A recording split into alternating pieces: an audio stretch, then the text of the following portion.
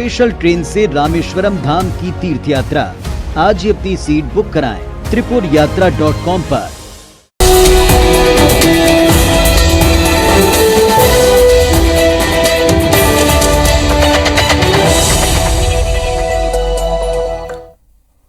नमस्कार, मैं हूं आपके साथ राहुल सौमित्र। आप देख रहे हैं ABC 24। मदरसों को लेकर शिवराज सरकार की कैबिनेट मंत्री उषा ठाकुर ने एक बड़ा बयान दिया है। आज खंडवा पहुंची उषा ठाकुर ने कहा है कि अवैध मदरसों को बंद किया जाना चाहिए। उषा ठाकुर ने कहा कि बच्चे राष्ट्र की संपत्ति हैं, राष्ट्र की धरोहर हैं। वहीं मदरसों में 30 से 40 छोटे बच्चे कैद रहते हैं। मदरसों में बच्चों को रहने के लिए स्वच्छ वातावरण नहीं मिलता है, खाने पीने की व्यवस्था नहीं रहती है। मध्य प्रदेश में अवैध रूप से चल रहे मदरसों की जांच होनी चाहिए। हमारे बाल आयोग के कुछ लोगों ने औचक निरीक्षण किया और देखा कि छोटे छोटे अवैध मदरसों में 30-30, 40-40 छोटे छोटे बच्चे कैद हैं। खाने पीने की समुचित प्रबंध नहीं। बच्चे राष्ट्र की संपत्ति, राष्ट्र की धरोहर होते हैं, उनकी रक्षा हम सबकी जिम्मेदारी है। जबलपुर के नवनिर्वाचित महापौर जगत बहादुर सिंह अन्नू आज नगर निगम कार्यालय पहुंचे। अपने कार्यालय में अंदर दाखिल होने से पहले अन्नू ने मत्था टेका और फिर परंपरागत पूजा अर्चना के बाद उन्होंने पदभार अपना ग्रहण किया। चुनावी वादे को पूरा करते हुए महापौर ने नर्मदा नदी को साफ करने की शुरुआत की। नर्मदा में गंदे नाले मिलने से रोकने की फाइल पर दस्तखत करके निगम में नगर सरकार के काम की औपचारिक उन्होंने शुरुआत भी कर दी। अन्नू ने फाइल को निगम कमिश्नर आशीष वशिष्ठ को सौंपा। महापौर ने बताया कि जल्द ही नर्मदा में गंदा पानी नहीं मिलेगा। निगम प्रशासन गंदे नालों में एसटीपी प्लांट लगवाने, नालों को डायवर्ट करने समेत अन्य बिंदुओं पर जल्द से जल्द प्रोजेक्ट बनाने जा रहा है। प्रथम सेवक जबलपुर शहर का आप लोगों ने बनाया है। हम सब पार्षद साथी मिलकर दलगत राजनीति से ऊपर उठ के जबलपुर शहर के लिए काम करेंगे। टेंडर की प्रक्रिया, सारी प्रक्रिया करके आने वाले समय में मां नर्मदा में गंदे नाले ना मिले, चाहे डायवर्शन से हो, चाहे उसमें शुद्धिकरण के प्लांट लगाए जाएं। अगले साल होने वाले विधानसभा चुनाव को लेकर छत्तीसगढ़ में सियासत गरमाने लगी है। भारतीय जनता पार्टी ने प्रदेश में रोजगार को लेकर सरकार को घेरना शुरू कर दिया है। पूर्व मुख्यमंत्री डॉक्टर रमन सिंह ने कहा है कि सीएम भूपेश बघेल रोजगार के मामले में गलत आंकड़े पेश करते हैं। रमन ने यह भी कहा है कि विधानसभा में मुख्यमंत्री ने अब तक केवल 19,600 लोगों को रोजगार देने की बात कही है। भारतीय जनता युवा मोर्चा पिछले कुछ दिनों से प्रदेश भर में रोजगार टेंट लगाकर सरकार के खिलाफ प्रदर्शन कर रही है। 24 अगस्त को भारतीय जनता युवा मोर्चा राजधानी रायपुर में बड़े प्रदर्शन की तैयारी कर रही है। इधर भाजपा ने आरोप का पलटवार करते हुए कांग्रेस के विधायक सत्यनारायण ने कहा है कि चुनाव के पहले मोदी ने 2.5 करोड़ लोगों को रोजगार देने की भी तो बात कही थी। रोजगार देने की दूर अब वे विभिन्न सरकारी संस्थाओं को निजीकरण कर लोगों का रोजगार छीनने की कोशिश कर रहे हैं। और क्या रोजगार दिया? एक भी रोजगार बताया भूपेश बघेल श्वेत पत्र जारी करे कि मैंने दिया। 19,690 लोगों को रोजगार दिया है आज तारीख तक, विधानसभा में स्वीकार किया। सिर्फ झूठे आंकड़े देकर अपनी पीठ थपथपा रहे हैं। देखिए, महंगाई के खिलाफ पूरे देश में वातावरण बना है। भारतीय जनता पार्टी जब सत्ता में आई थी तब कहा था 100 दिन में महंगाई कम करेंगे, महंगाई कम नहीं कर पाई। मोदी जी का एक नारा है, ना खाऊंगा ना खाने दूंगा। खूब खा रहा है, खूब खाने दे रहा है। रीवा में मानवता को शर्मसार करने वाली तस्वीर सामने आई है। गर्भवती महिला दर्द से कराते रही मगर डॉक्टरों ने महिला को एडमिट नहीं किया। तो आसपास बैठे लोगों ने जब हंगामा किया तब प्रबंधन ने महिला को अस्पताल में भर्ती करवाया। इसके कुछ देर बाद ही महिला ने एक बच्चे को जन्म दिया। महिला को भर्ती करने में जरा सी देर हो जाती तो एक बड़ी अनहोनी हो जाती। पूरे मामले पर प्रबंधन का कहना है कि अस्पताल में बिस्तर खाली नहीं था। हर दिन 60 से 70 डिलीवरी की जा रही है। भर्ती कराए थे लेडीज को, भर्ती नहीं किया गया, बाहर निकाल दिए गए। रात को मैं 3 बजे आया था, बाहर निकाल दिए गए। यहाँ से 8-10 लोग जब इकट्ठा हुए, यहाँ दर्द की मारा तड़प रही थी पत्नी। इसके बाद जब 8-10 लोग यहाँ के इकट्ठा हुए, जब अंदर गए तब 20 मिनट बाद मृत्यु हुई। 60-70 डिलीवरी हो रही है पर डे। तो जब बेड अवेलेबल नहीं थे तो जो हमारे जो चिकित्सक वहाँ पे ड्यूटी पे थी, उनने उससे बोला कि जैसे ही टेबल खाली होगी मैं तुमको टेबल के ऊपर ले लूँगी, तब तक यहाँ पे बैठ जाओ। तो और उसके बाद उसकी डिलीवरी बाकायदा डॉक्टर ने कराई। डॉक्टर ने सही तरीके से प्रसव कराया उसका, मरीज भी बिल्कुल स्वस्थ है, बच्चा भी ठीक है। पेंड्रा के जिला हॉस्पिटल में डॉक्टरों और स्टाफ की लापरवाही थमने का नाम नहीं ले रही है। असल में कल एकलव्य स्कूल डोंगरिया के 24 बच्चों को जिला हॉस्पिटल लाया गया था, जहां सबसे पहले सभी का कोविड टेस्ट किया गया, लेकिन रिपोर्ट आने से पहले ही डॉक्टर अस्पताल से चले गए, यानी उन्होंने रिपोर्ट का इंतजार तक नहीं किया। बाद में सूचना मिलते ही मौके पर पहुंचे प्रशासनिक अधिकारियों ने पाया था कि डॉक्टर और स्टाफ अस्पताल में नहीं थे, जिसकी वजह से सभी बच्चों को आज सुबह डिस्चार्ज किया गया। इसके बाद आज भी अस्पताल का लापरवाह रवैया देखने को मिला। अस्पताल के ओपीडी और सिविल सर्जन समेत 1 दर्जन विभागों में ताला लटका हुआ था। मरीजों के साथ ही उनके परिजन भी इलाज के लिए इधर उधर भटकने को मजबूर थे। कब से तबीयत खराब थी? 2 दिन, कल से। आज एडमिट हुए जी। क्या क्या हो गया था? सिर दर्द दे रहा था। ये भी टीम आती है चेक करने की, जिसके ऊपर यदि कोई लेट आता है या अनुपस्थित रहते हैं उसके ऊपर कार्रवाई करते हैं, शोकाज नोटिस देते हैं। तो अभी व्यवस्था ठीक है और पहले से। अभी बच्चे की स्थिति की बात की जाए तो बच्चे की स्थिति अभी सब ठीक है, 1-2 को फीवर है। इनका कोविड टेस्ट हुआ, कोई भी बच्चा कोविड पॉजिटिव नहीं है। और फिर सेकंड हाफ में इन सभी बच्चों का मलेरिया टाइफाइड टेस्ट कराया गया। 3 बच्चों को टाइफाइड निकला है, बाकी सारे बच्चे नॉर्मल हैं। प्रिंसिपल को और अधीक्षक को हम सूचना भी दी है और इनके विरुद्ध हम अनुशासनात्मक कार्रवाई भी करेंगे। जब मीडिया सवाल करती है तो ऐसे ही जिम्मेदार अधिकारी इधर उधर देखने लगते हैं। सुकमा के रेगड़गट्टा गांव में अज्ञात बीमारी के चलते लगातार ग्रामीणों की जान जा रही है। ग्रामीणों का दावा है कि हाथ पैर में सूजन के बाद बीते 2.5 साल में 61 लोगों की मौत हुई है। ये बहुत दुखद है। ग्रामीणों की गुहार पर प्रशासन ने स्वास्थ्य अमले को भेजा तो 42 और मरीज मिल गए, जिन्हें जिला अस्पताल लाया गया। पड़ताल में पता ये चल रहा है कि गांव के हैंडपंप के पानी की जब जांच कराई गई तो उसमें 2 हैंडपंप ऐसे थे जिसमें फ्लोराइड और 8 पंप ऐसे थे जिसमें आयरन की मात्रा अधिक पाई गई।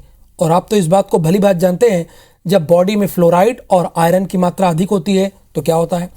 बहरहाल जिसके बाद हैंडपंप को सील कर दिया गया। जांच के लिए कुछ सैंपल नागपुर भेजे गए हैं, लेकिन रिपोर्ट नहीं आने से मौत के कारणों का पता नहीं लग पाया है। मंत्री कवासी लकमा के निर्देश पर जिला पंचायत और नगर पालिका अध्यक्ष ने अस्पताल पहुंचकर ग्रामीणों को जरूरी सामग्री वितरित की। मंत्री लकमा ने फोन पर ग्रामीणों से बात भी की। दूसरी ओर जगदलपुर मेडिकल कॉलेज के डॉक्टरों की टीम आज तक गांव नहीं पहुंच पाई है। मामले में सियासत भी शुरू हो गई है। पूर्व मंत्री केदार कश्यप और लता उसेंडी सुरक्षा कारणों से रेगड़गट्टा गांव तक नहीं पहुंच पाए, जिसके बाद खोंटा में नेशनल हाईवे पर धरने पर बैठ गए। सब सुझावट के लिए मतलब सूजन पहले आ जाता है। 1 हफ्ता के बाद ऐसे सूजने के बाद धीरे धीरे मतलब अच्छा ही बात करते करते फिर अचानक खत्म हो गए। जो ये सूजे वाले होंगे वो जो पूरे मरे वालों को बोले 61 लोग पूरा दे दिए। भिलाई स्टील प्लांट में रविवार को फिर बड़ा हादसा हुआ। एसएमएस 3 में लैंडल फटने से 20 टन हॉट मेटल बह गया, जिसके बाद आसपास भीषण आग लग गई। हालांकि हादसे में कोई हताहत नहीं हुआ है, लेकिन प्रबंधन को करोड़ों का नुकसान जरूर हुआ है। जानकारी के मुताबिक प्यूरिफाई करके हॉट मेटल को कास्टिंग के लिए ले जाया जा रहा था। इस दौरान लैडल फट गया। आपको ये बता दें कि सप्ताह में ये दूसरा बड़ा हादसा है।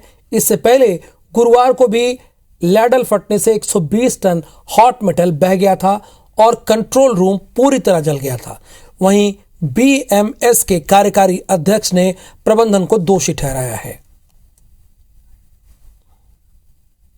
2 लेडल लीकेज हुआ है, जिसमें 3 दिन पहले 180 टन माल का लीकेज हुआ है लेडल का, और अभी करीब 20 टन लीकेज हुआ है हॉट मेटल का, और जिससे प्लांट का काम बहुत प्रभावित हुआ और करोड़ों रुपए का नुकसान हुआ। कि आने वाले समय में अनुभवी और बीएसपी कर्मचारी वहां पे जिम्मेदारी तय किया जाए।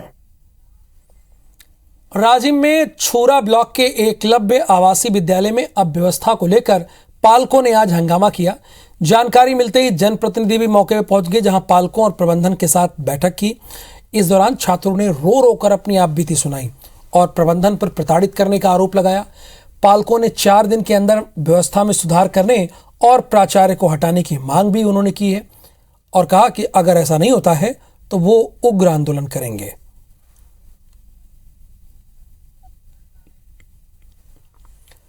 एक बार फिर से IBC 24 की खबर का असर हुआ है। खरगोन में दलित युवक से मारपीट के आरोप में पुलिस ने FIR दर्ज की है। आपको ये बता दें कि औद्योगिक क्षेत्र निमरानी के नर्मदा फूड कंपनी में गेहूं चोरी के आरोप में दलित युवक को अर्धनग्न करके सामूहिक पीटा गया था। कंपनी के मैनेजर और 3 कर्मचारियों पर SC/ST एक्ट के तहत केस भी लिख लिया गया था। पूरी घटना वहां लगे एक कैमरे में रिकॉर्ड हो गई है। पूरे मामले में विवेचना के दौरान लापरवाही बरती गई थी। खरगोन के SP धर्मवीर सिंह ने बताया कि खलटांका पुलिस चौकी प्रभारी को निलंबित किया गया है।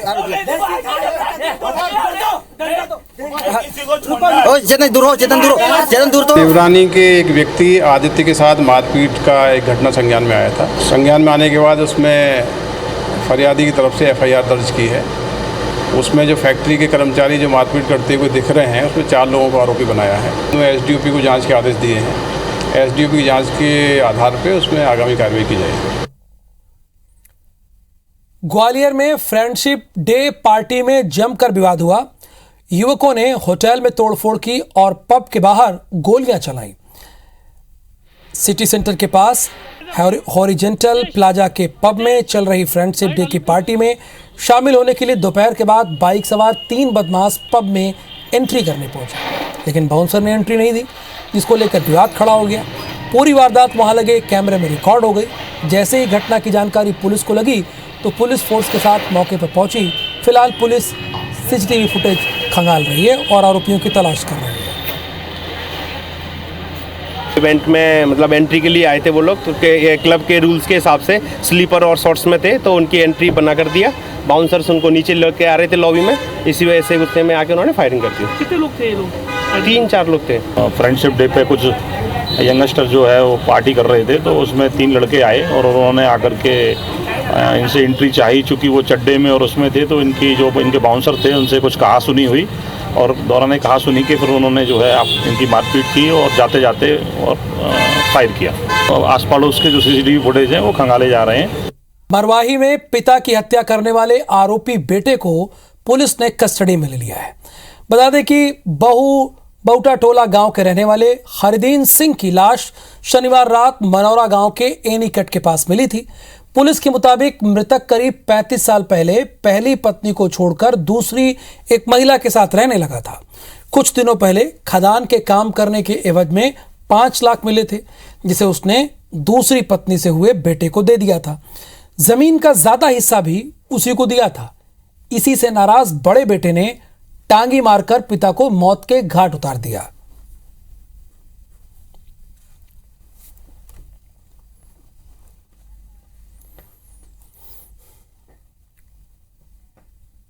इंदौर क्राइम ब्रांच ने भंवरकुआ इलाके से 8 लोगों को कस्टडी में लिया है। गिरोह पॉर्न एड और एस्कॉर्ट सर्विसेज के लिए वेबसाइट बनाकर बेचा करता था। सभी लोग इंदौर के बाहर के रहने वाले हैं। पुलिस ने आरोपियों के पास से 2 पॉर्न फिल्मों की सीडी भी जब्त की है। गिरोह एक वेबसाइट ऑपरेट करता है जिसे देश विदेश से कई लोग जुड़ते हैं।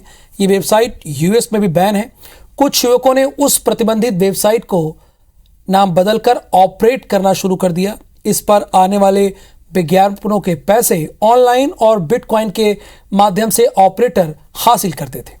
वो लंबे समय से ये कार्य संचालित कर रहे थे।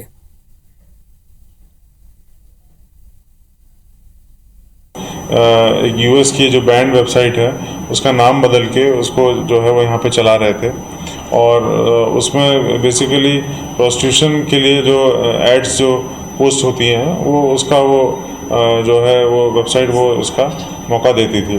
और इसमें जो है सभी तरह के कंट्रीज से, सभी तरह की सिटीज़ से लोगों के द्वारा उसमें अपने एडल्ट कंटेंट के एड्स जो हैं पोस्ट किए जा रहे थे। बेमेतरा जिले की नवागढ़ पुलिस ने ऑनलाइन ठगी करने वाले 2 आरोपियों को भोपाल से कस्टडी में लिया है। नवागढ़ के ग्राम गनिया निवासी नीराबाई से मोबाइल पर 25 लाख की लॉटरी लगने का झांसा देकर 48,000 की ठगी की गई थी। नीराबाई की शिकायत पर पुलिस ने कार्रवाई की और आरोपियों को पकड़ लिया। आरोपियों के पास से 44 एटीएम कार्ड मिले हैं, 14 सिम मिली है और 8 मोबाइल, आधार कार्ड और पासबुक समेत नकदी जब्त की गई है। आपकी 25 लाख की लॉटरी लग गई है और इस लॉटरी को पाने के लिए आपको कुछ प्रोसेसिंग फीस जमा करनी है। उससे इस प्रकार कुल 48,000 रुपये जमा करा दिए और इसके बाद मोबाइल इन्होंने बंद कर दिया। इनसे 44 एटीएम कार्ड और 14 सिम कार्ड और 8 मोबाइल और नगद पैसे 10,000 रुपये। ग्वालियर पुलिस को बड़ी सफलता हाथ मिली है। दिल्ली से फर्जी कॉल सेंटर चलाने वाले मास्टरमाइंड आरोपी को गिरफ्तार किया गया है। शातिर ठग लोगों को नौकरी का झांसा देकर ठगी करता था।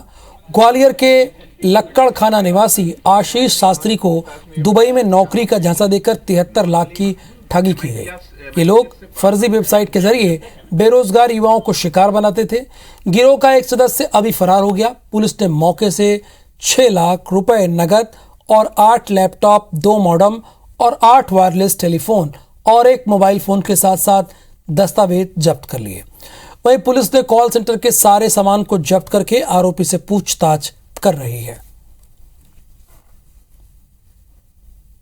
ये दिल्ली से एक आरोपी को गिरफ्तार किया है क्राइम ब्रांच ने, जिसने यहाँ एक इंजीनियर ग्वालियर में है जिससे 73 लाख रुपए जॉब लगाने के नाम पे ठगे गए थे और इसके पास से 6 लाख रुपए नगद, लैपटॉप, मोबाइल फोन और काफ़ी इलेक्ट्रॉनिक सामग्री है। मध्य प्रदेश पुलिस ने दिल्ली की तर्ज पर मौके पर ही चालानी कार्रवाई और जुर्माने की राशि वसूलने के लिए POS मशीन से मौके पर चालानी कार्रवाई शुरू की थी। लेकिन जिस मंशा से ये मुहिम शुरू की गई उस पर कोई भी जिला खरा नहीं उतर पाया है, ये एकदम फैक्ट है। दूसरा पहलू ये है कि आई-रेड में भी कुछ जिले काम नहीं कर पा रहे हैं। आई-रेड यानी कि ऐसा स्पॉट जहां सड़क हादसे में 3 से अधिक लोगों की मौत होती है। पूरे मध्य प्रदेश में ऐसे सड़क हादसे और ट्रैफिक नियमों का उल्लंघन करने वालों के खिलाफ मौके पर कार्रवाई करके जुर्मानों की राशि वसूल की जा रही है। टारगेट एक मशीन से 6 चालानी कार्रवाई का था, जिसे कुछ जिले तो 0 और कुछ जिलों में ये एक मशीन से 3 भी चालान नहीं कर पा रहे हैं। इसके लिए बाकायदा जून में SBI और NIC और PTRI के बीच MOU साइन हुआ था। जितना भी एक्सीडेंट होते हैं तत्काल इसको जो है कि इन्फॉर्मेशन भरे। मई महीने में हमने POS मशीन सभी जिलों को दिया गया था, अलग अलग 3 बैंकों का द्वारा। सभी जिलों द्वारा ये मशीन जो है कि POS का माध्यम से चालान कर रहा है। ये ई चालान की प्रक्रिया के तहत ये कार्रवाई हो रही है और सभी जिले में चालानी कार्रवाई शुरू हो गया है। और इस खबर के साथ ही इस बुलेटिन में फिलहाल के लिए इतना ही। आगे देखिए सुपरफास्ट अंदाज दिखाते हैं।